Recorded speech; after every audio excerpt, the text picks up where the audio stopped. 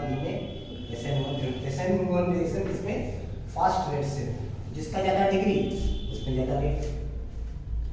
Next question देखते हैं। Next question, suppose ये CH3 CH2 CH2 CH2 और ये Br, A number, B number, CH3 CH2 और Br, number C CH3 CH2 CH, उसके बाद यहाँ पे Br और ये CH2, number D CH3 whole thrice C और Br। तो फर्स्ट ऑफ ऑल इसमें क्या करना है कि हमको सबसे पहले डिग्री फाइंड आउट है। ऑल आर अल्काइल हैलाइड, तो डिग्री निकालने के लिए हमको जस्ट हैलोजन के बगल वाले कार्बन एटम के आसपास कितने हाइड्रोजन है उसको देखना है, बाकी इससे आपको कोई मतलब नहीं। तो 2 हाइड्रोजन है, आप अप्लाई करो 3 - n डिग्री वाला फार्मूला, 3 - 2 दैट इज ये निकल के आया 1 डिग्री। अब यहाँ पे भी कहानी देखो कुछ ऐसा ही है कि यहाँ भी 2 हाइड्रोजन है, तो 3 - 2 यहाँ भी 1 डिग्री। यहाँ पे ये CX बॉन्ड है, CX बॉन्ड के पास एक हाइड्रोजन है, तो 3 - 1 ये 2 डिग्री। और ये इसको थोड़ा सा ओपन स्ट्रक्चर करके लिख लेते हैं तो क्लियरली समझ में आने वाला है। तो ये हो गया Br।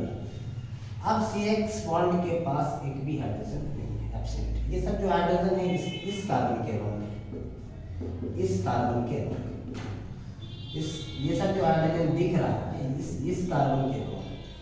लेकिन यहाँ पे जो C के पास सारे हाइड्रोजन एब्सेंट है, तो that is 3 - 0 that is 3 degree. अब डिसाइड करें, यहाँ तो डिसाइड हो गया ये 3 डिग्री है, ये 2 डिग्री है। सी डी में तो पहले डी होगा, ठीक है, सी डी में पहले डी, उसके बाद सी, यहाँ दोनों में क्लियर 5 है। लेकिन यहाँ पे क्या है कि दोनों 1 डिग्री आ चुके हैं, दोनों क्या है 1 डिग्री। तब कैसे हम लोग देखें, इधर डी तो सबसे आगे निकल चुका है, डी किससे आगे निकला है, सी से आगे निकला है। अब हम लोग को ये देखना है कि ये ए और बी में दोनों आगे कौन है, ये दोनों 1 डिग्री है। तो ए और बी में आगे देखने के लिए हमको एक चीज देखना है कि ज्यादा स्टेबल कार्बोकेटाइन कौन है। चलिए देखते हैं, ज्यादा स्टेबल कार्बोकेटाइन लिखने के लिए क्या करोगे आप, CH2 और CH2 ये Br है, Br को हटा देते हैं यहाँ से। जैसे Br हटेगा तो इस पे कार्बोकेटाइन आ जाएगा। दूसरा स्टेबल कार्बोकेटाइन CH हो गया ये, और ये हो गया CH3, और आपका ये है CH2 और ये Br। फिर Br को हटा देते हैं, यहाँ पे कार्बोकेटाइन आ रहा है। अब बात आती है कि दोनों में ज्यादा स्टेबल कौन है।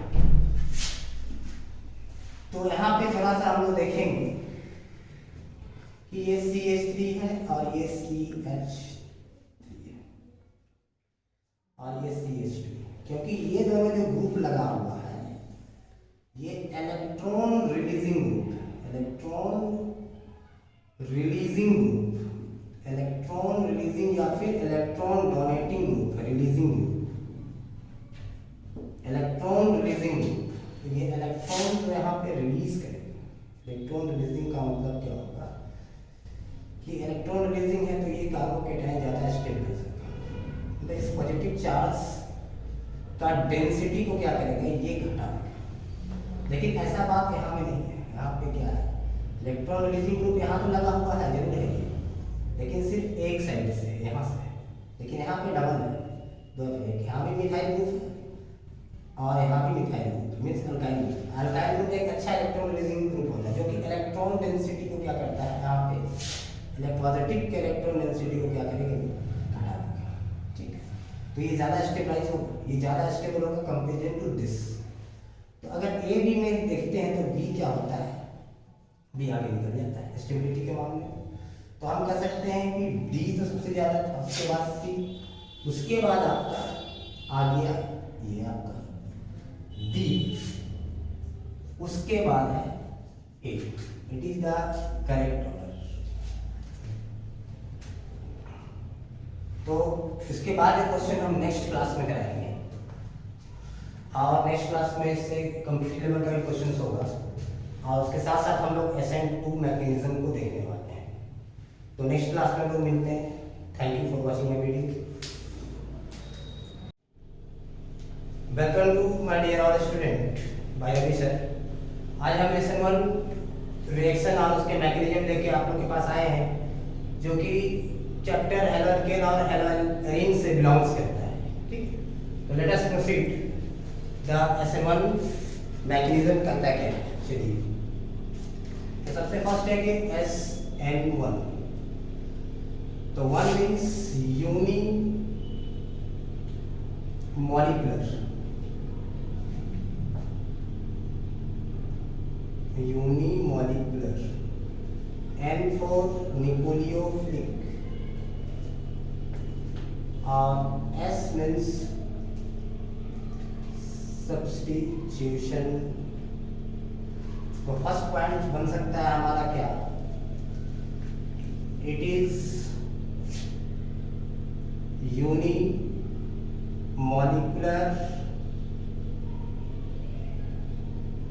nucleophilic substitution reaction। तो ये हो गया पहला point, it is unimolecular nucleophilic substitution reaction. Second point, the rate of chemical reaction, the rate of chemical reaction depends only upon the concentration of alkyl halide, means halide, but not on the concentration of nucleophile. तो ये इसका जो rate depend करेगा सिर्फ और सिर्फ alkyl halide के concentration पे, न्यूक्लियोफाइल के कंसंट्रेशन पे इसका रेट निर्भर नहीं करता। थर्ड पॉइंट ये है कि this reaction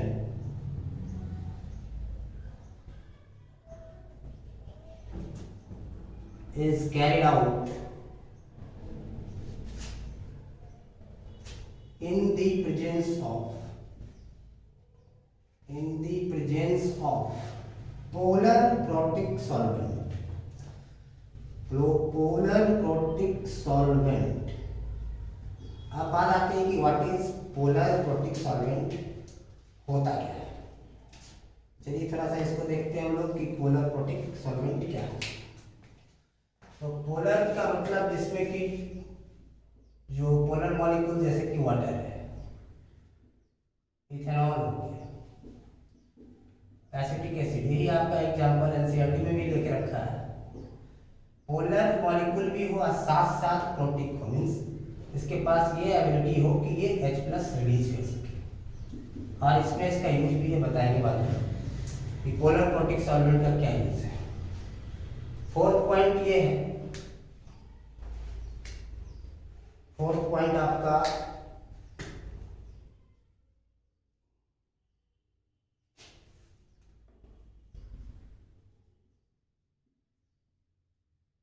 molecularity and order of reaction, and order of reaction is 1 होता है। पहले हम लोग डिस्कस किए थे 1 फॉर यूनिमॉलिक्यूलर, और इसके ऑर्डर भी क्या होंगे। Next point, the reaction intermediate. इसमें जो इंटरमीडिएट होगा, रिएक्शन इंटरमीडिएट, जो बीच का स्टेप आगे जो हम लोग मैकेनिज्म में इसका देखेंगे, तो जो इंटरमीडिएट तैयार होने वाला है, the reaction intermediate is the carbocation. Carbocation. Reaction intermediate क्या होगा? Carbocation. Next,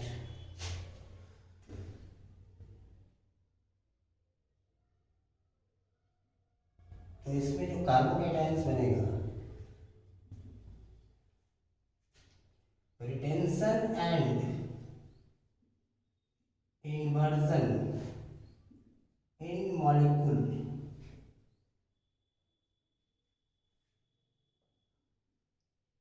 takes place. Retention and inversion in molecule takes place when nucleophile attack on planar carbocation. Planar इसलिए है कि कार्बोकेटायन का जो हाइब्रिडाइजेशन निकल के आने वाला है वो होगा आपका sp2। Retention and inversion in molecule takes place when nucleophilic attack on planar carbocation. Four next point ये है कि रिटेंशन और इन्वर्जन इसलिए है कि दो पॉसिबिलिटीज में आएगा। रिटेंशन का मतलब मॉलिक्यूल का जो कॉन्फ़िगरेशन जो रहेगा शुरू में इनिशियली वही हो रह जाएगा। इन्वर्जन का मतलब है जो कॉन्फ़िगरेशन होगा उसका अपोजिट पलट सकता है। इसलिए इसमें रिटेंशन और इन्वर्जन का मतलब पॉसिबिलिटी दो है, अटैक करने की पॉसिबिलिटी दो है।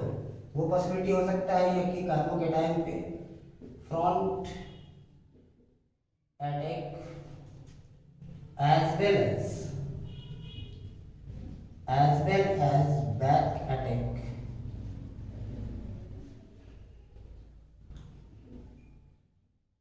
takes place होता है। इसमें बैक अटैक भी हो सकता है और फ्रंट अटैक्स। इसको नोट करना है, नोट कर लीजिए।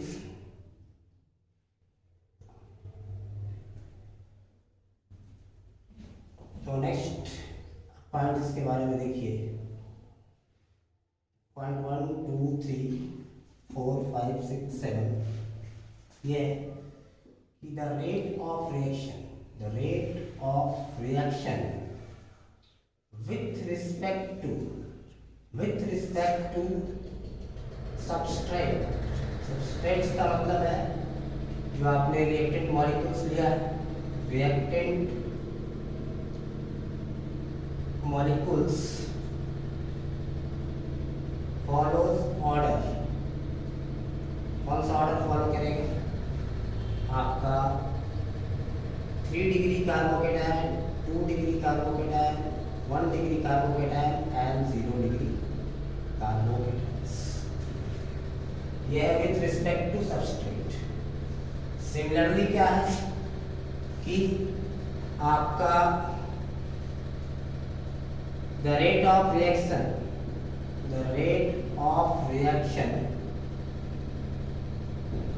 with respect to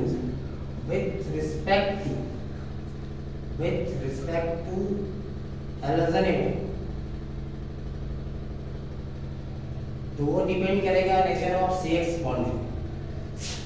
तो ये हो गया आपका CI में थोड़ा फास्ट होगा, CBr के कंपैरिजन में, और इससे फास्ट होगा Cl से फास्ट Br में। उसके बाद आपका फाइनली जो तो सबसे ज़्यादा रेट ऑफ रिएक्शन किसमें होगा?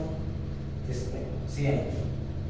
और with respect to substrate means carbocation के रिस्पेक्ट में देखें तो 3 डिग्री 2 डिग्री 1 डिग्री और 0 डिग्री कार्बोकेटायन होते हैं।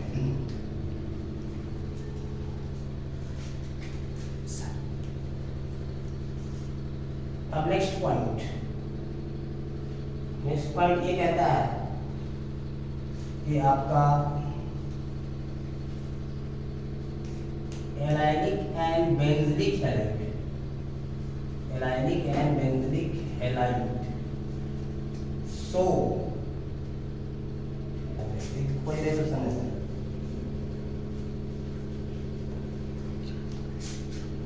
लिख लीजिए क्या बोलते हैं।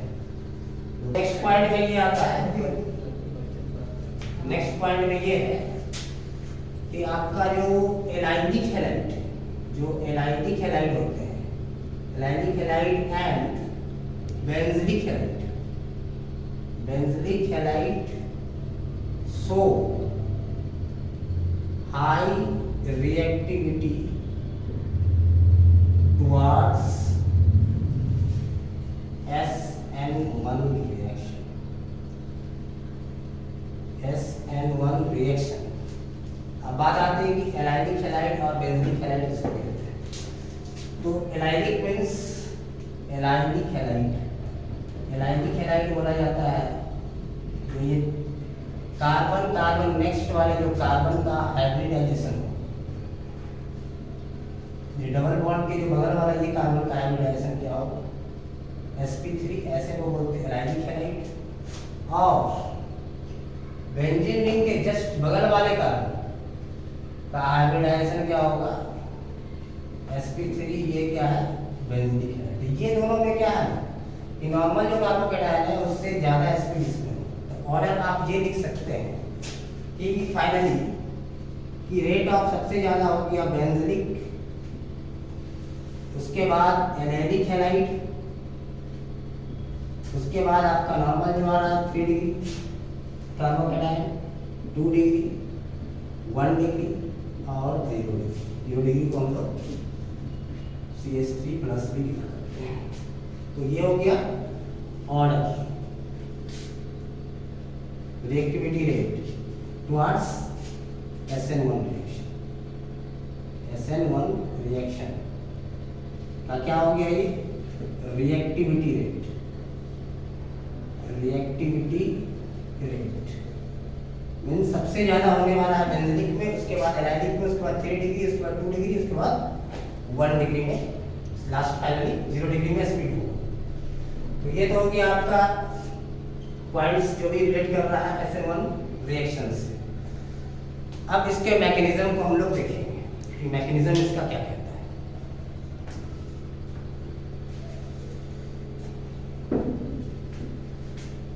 तो मैकेनिज्म देखिए जो कि इससे सीबीएसई में 100% संभावना है क्वेश्चंस का। तो अब इसका देखेंगे हम लोग mechanism.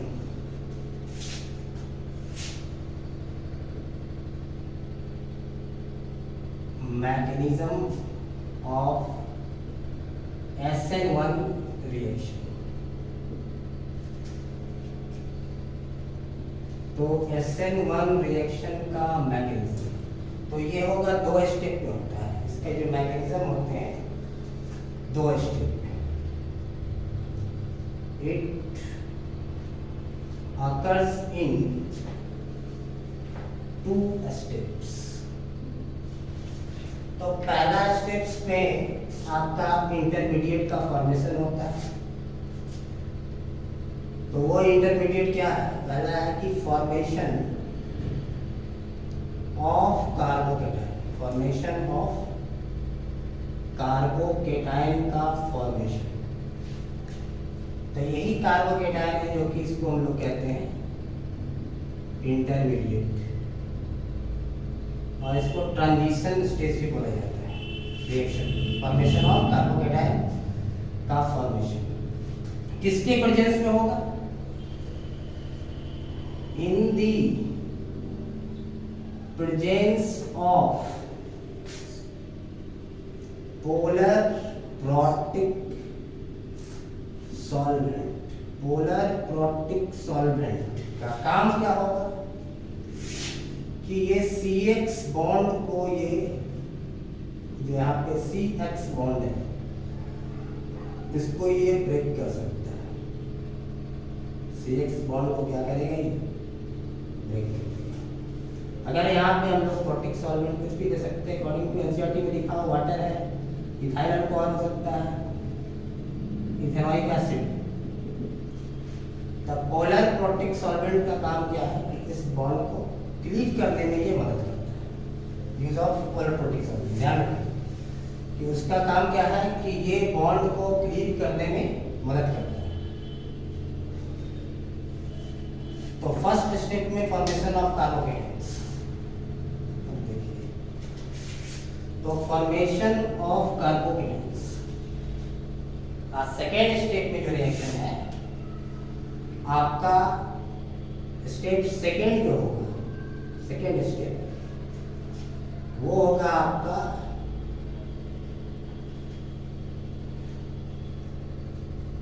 Attack of nucleophile on the carbocation. तो फर्स्ट वाला जो स्टेप होता है स्लो स्टेप होता है। फर्स्ट वाला जो स्टेप है क्या है, स्लो स्टेप, और साथ साथ रिवर्सिबल भी, स्लो स्टेप एंड रिवर्सिबल। और जो आप देख रहे हो second step attack of nucleophile on the carbocation, that is the fast step, fast step. और केमिकल काइनेटिक्स में हम लोग पढ़ चुके हैं कि जो slow step is called rate determining step. ये जो स्टेप होगा आपका फर्स्ट वाला, इसको हम लोग रेट डिटरमाइनिंग स्टेप भी बोलते हैं, rate determining step. Slow step से हम लोग क्या करते हैं, रेट को मेजर करते हैं। तो रेट ऑफ रिएक्शन हम दिखाए थे क्या, आपका किस पे डिपेंड करता है, अगर हम कोई अल्काइल हैलाइड लेते हैं, ठीक है, तो ये ब्रेक करता है in the presence of polar protic solvent, ठीक है। तो ये ब्रेक करने का मतलब ये केटाइन बनाएगा और ये एनाइन बनाएगा। तो इसको केटाइन इंटरमीडिएट बनने में इसको न्यूक्लियोफाइल की जरूरत नहीं पड़ रहा है। कार्बोकेटाइन बनने में न्यूक्लियोफाइल का कोई तरह का सपोर्ट नहीं है, इसलिए ये जो रेट ऑफ रिएक्शन सिर्फ और सिर्फ अल्काइल हैलाइड की कंसंट्रेशन पे डिपेंड करेगा, but not on the concentration of nucleophile. हाँ, सेकेंड स्टेप में न्यूक्लियोफाइल। तो चलिए आप मैकेनिज्म को देखते हैं।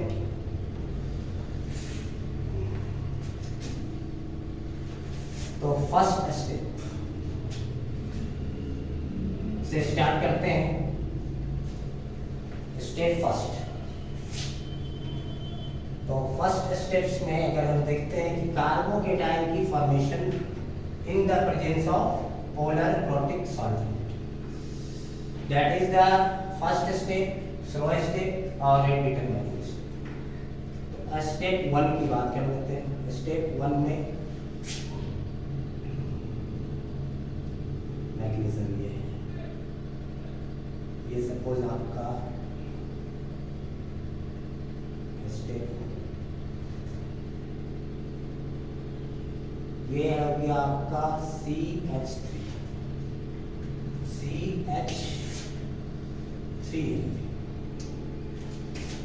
और ये जो आप देख रहे हैं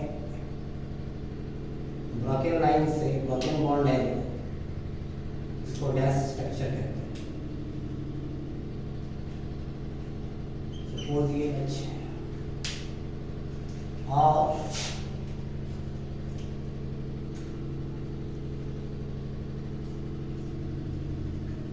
ये सॉलिड फेज, सॉलिड लाइन, ये है आपका इथेन।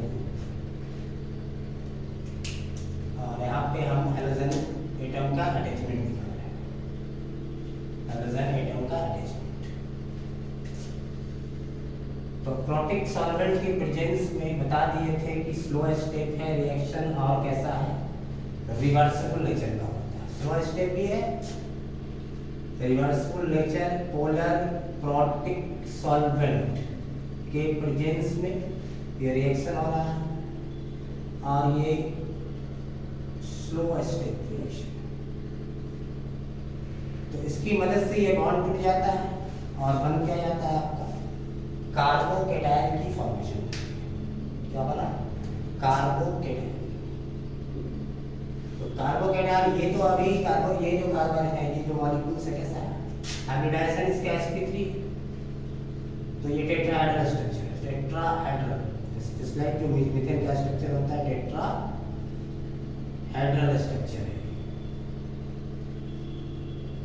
ये टेट्राहेड्रल स्ट्रक्चर मीथेन का। इसी तरह से यहाँ पे देखेंगे हम लोग कि जैसे कार्बोकेटाइन का हाइब्रिडाइजेशन sp2 होता है और स्ट्रक्चर क्या हो जाता है प्लेनर। तो ये हो गया CH3, ये आपका ब्रांकियोलाइंस है,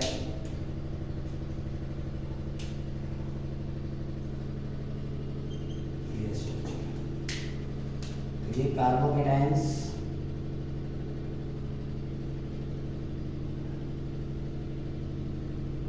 ये है C2H5।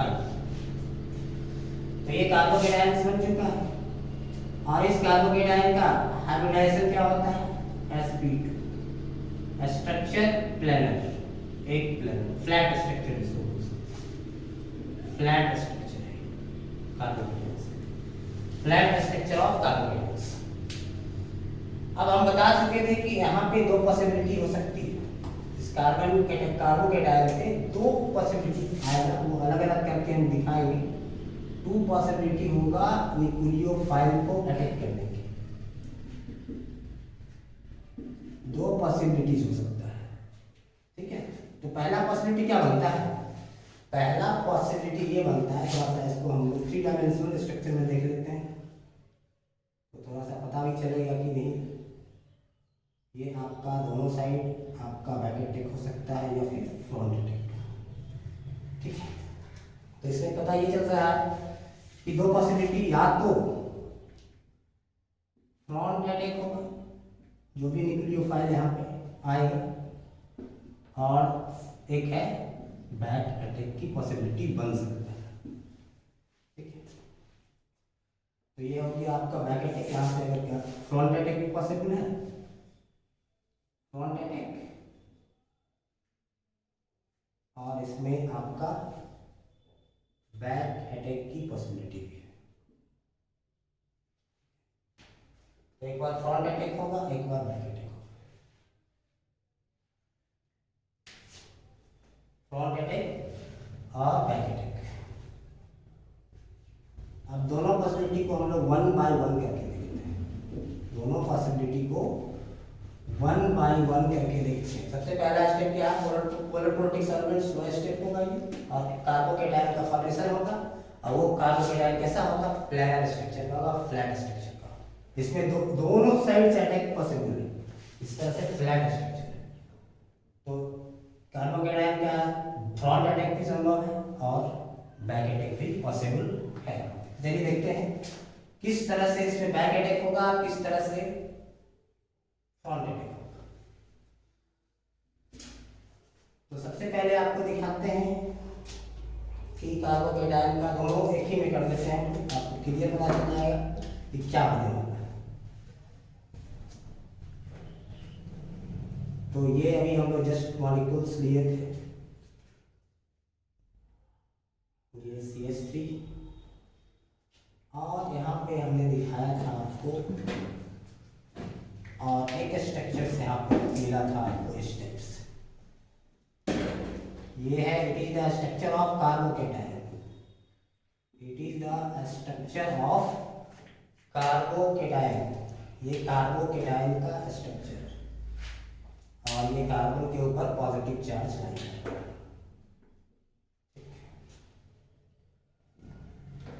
अब दो पॉसिबिलिटी है, कोई भी न्यूक्लियोफाइल, अगर हमारे पास कोई भी न्यूक्लियोफाइल सपोज OH माइनस है, न्यूक्लियोफाइल किसको बोलते हैं, जो कि नेगेटिवली चार्ज पार्टिकल होगा और न्यूक्लियस मतलब पॉजिटिव चार्ज की तरफ अट्रैक्ट होगा, nucleophile, that is called nucleus level. यहाँ पर अब देखिए, यहाँ पे अगर हम इसका फ्रंट अटैक देखते हैं, पहले हमारा मॉलिक्यूल्स कैसा, पहले जो मॉलिक्यूल्स हम बनाए थे स्ट्रक्चर, पहले जो मॉलिक्यूल्स था इस टाइप से स्ट्रक्चर, ये H था और ये आपका क्या था C2H5, ये स्ट्रक्चर था। और कार्बोकेटाइन बनने के बाद स्ट्रक्चर इसका कैसा हो गया, प्लेनर। अब एक पॉसिबिलिटी आती है कि यहाँ पे अगर हम कोई न्यूक्लियोफाइल का जो अटैक हो रहा है इस पे अगर फ्रंट अटैक है, न्यूक्लियोफाइल का क्या है यहाँ पे देखते हैं, it is the front attack. तो फ्रंट अटैक का मतलब है कि हमारा स्ट्रक्चर जो है, जो पहले था सारा का पोजीशन, जैसे ये है, ये जस्ट लाइक उसी तरह से रहता है फ्रंट अटैक। तो यहाँ पे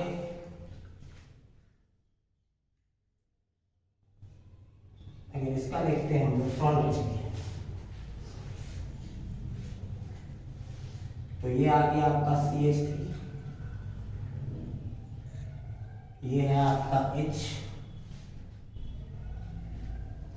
और ये है आपका C2H5। जैसे आपका पहला था उसी तरह से ये रिटेन करेंगे, कॉन्फ़िगरेशन क्या हुआ, रिटेन करेंगे। तो ये जो स्ट्रक्चर मिला, जो रिटेन करेंगे जैसा था वैसा ही मिल गया, जिसका कॉन्फ़िगरेशन इस टाइप से आपका जो भी एटम और ग्रुप ऑफ एटम थे इस साइड लाइक कर रहे थे, जस्ट लाइक उसी तरह से रहेंगे।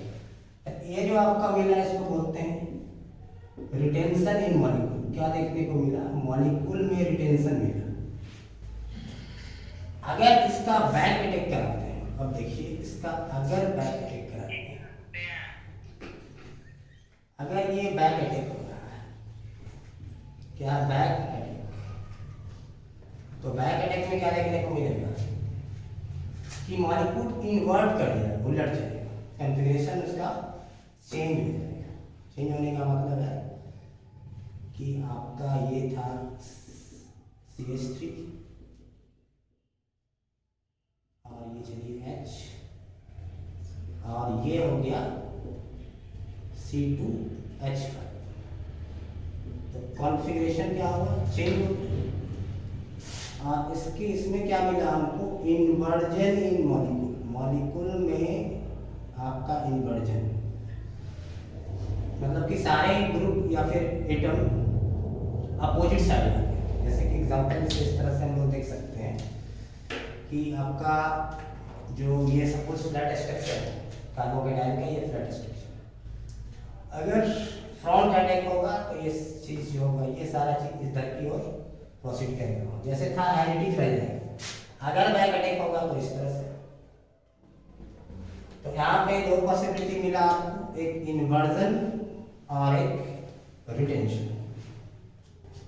इन्वर्जन और रिटेंशन। तो पहला स्टेप था फॉर्मेशन ऑफ कार्बोकेटाइन, और ये था आपका स्टेप सेकंड। ये स्टेप सेकंड में क्या था कि attack of nucleophile on carbocation.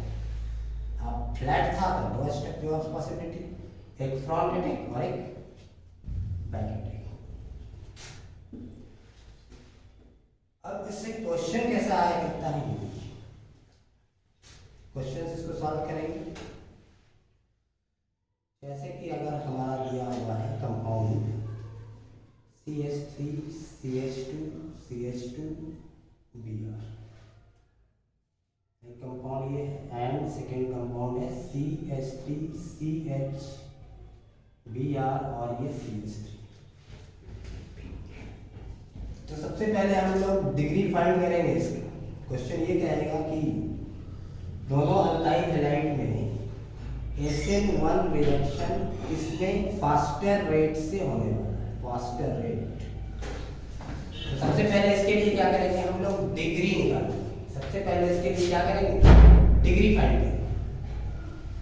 तो यहाँ पे देखिए कि यहाँ पे अगर डिग्री हम निकालते हैं तो आपको पहले ही बता चुके थे डिग्री निकालने के लिए प्रीवियस वीडियो में कि यहाँ पे अगर हम लोग डिग्री निकालते हैं, CH2 हो गया और ये C और H और ये H और ये Br। एक फॉर्मूला आपको बताया है 3 - n degree, where n equal to number of hydrogen atom which is directly linked to CX bond. तो CX बॉन्ड से डायरेक्टली कितने हाइड्रोजन जुड़े हुए, 1 और 1 2। तो यहाँ पे रखेंगे 3 - 2, ये निकल के आया 1 डिग्री। अब यहाँ देखेंगे ये CX बॉन्ड हो गया और इसके आसपास क्या एक हाइड्रोजन है, तो 3 - 1 2 डिग्री। तो ये 2 डिग्री आया और ये आपका 1 डिग्री आया। तो SN1 का ऑर्डर दिखा चुके हैं, क्या हो कि 2 degree 3 degree 2 degree 1 degree 0 degree, ये ऑर्डर है SN1। तो कंपाउंड सपोज कंपाउंड ये A है और ये कंपाउंड B है। तो SN1 रिएक्शन किस में तेजी से होगा? बी में in comparison to A. B faster rate से जाएगा और ए थोड़ा स्लोअर रेट से जाएगा। ये हो गया हमारा क्वेश्चन। नेक्स्ट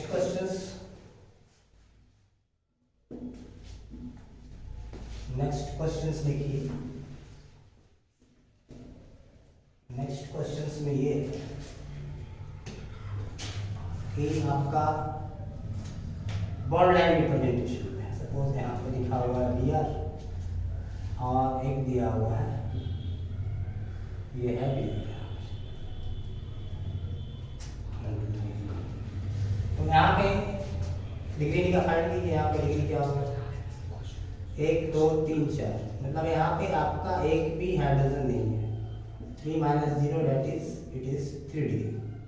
ये जो हैलाइड है 3 डिग्री। और यहाँ पे देखिए ये CX बॉन्ड हो गया, यहाँ पे 2 हाइड्रोजन अटैचमेंट, तो 3 - 2 दैट इज 1 डिग्री। ये कंपाउंड A है और ये कंपाउंड B है। तो SN1 रिएक्शन किस में तेजी से होने वाला है? A में तेजी से होगा इन कंपेरिजन टू